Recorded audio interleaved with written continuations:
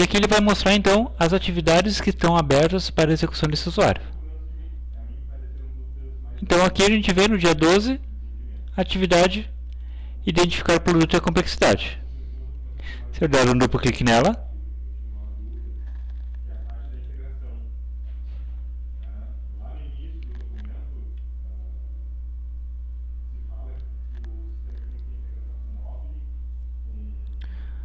ou então eu deixar apenas selecionar, as duas maneiras que você tem de verificar a atividade, ou pela própria worklist ou então numa nova janela. Então aqui o usuário vai ver os dados que foram informados por quem criou o processo. Então aqui as informações que eu inseri na atividade anterior, e aqui ele vai definir: esse produto é uma complexidade elevada, sim ou não? Então vamos fazer o caminho do sim, que no caso mandaria uma atividade para a direção técnica e enviar para a direção de resseguro. Então, sim.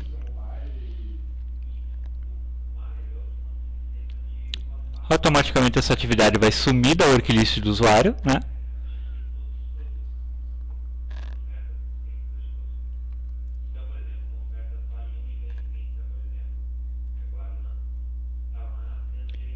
Então ele está dando reload na atividade na worklist do usuário.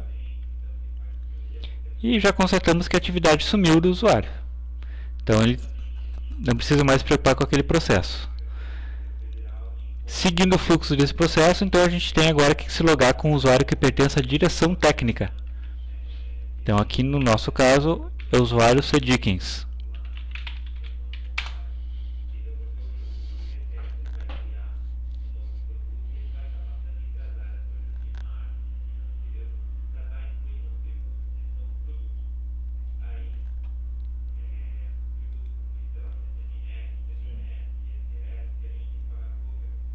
Pronto. Então aqui ele trouxe as atividades que esse usuário tem para executar, inclusive a atividade que eu criei agora há pouco, né? Enviar para a direção de seguros está aqui, ó.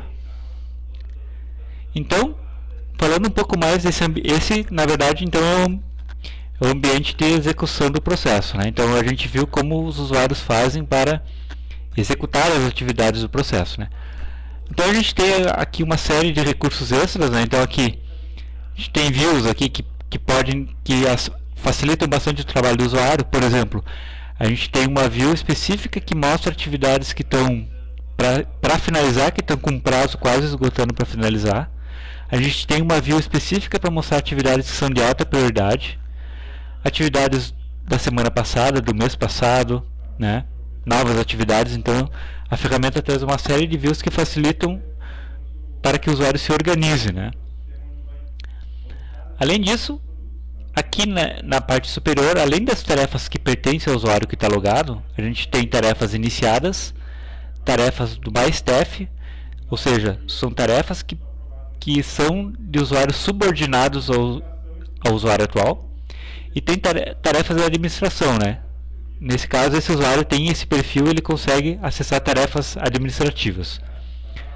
Além disso, a gente tem aqui Process Tracking, que é por onde o usuário pode consultar o status dos seus processos, né? Monitorar os processos.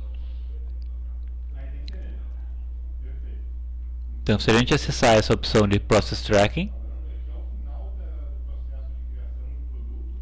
então ele traz aqui uma série de os processos que estão sendo executados no momento, né? Então ele fala aqui o ID da instância, quem iniciou esse processo, o nome do processo, quando ele foi iniciado, o status atual dele. Se eu clicar em cima de uma instância de processo, eu vou acessar o detalhamento desse processo, certo?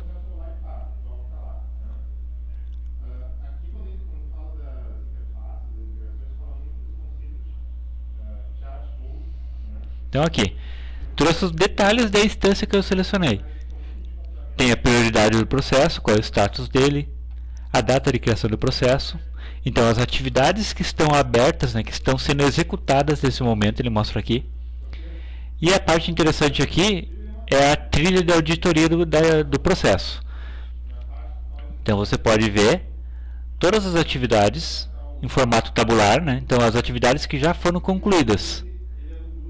E se eu vir no formato gráfico, eu vou ver o processo exatamente da maneira como ele se encontra modelado, como ele foi modelado dentro do BPM Studio. Tá? Então aqui ele traz o processo. O traço verde é o caminho do processo que já foi executado. E aqui então a gente consegue constatar que o processo no momento está parado na atividade de enviar para a direção de resseguro. Certo? Então, dessa maneira que o usuário pode, né, consultar qual que é o status, qual que é o andamento atual dos processos que ele tem responsabilidade. Tá? Em linhas gerais, seria essa a apresentação. A gente se coloca à disposição para tirar quaisquer dúvidas que forem necessárias. Então, obrigado.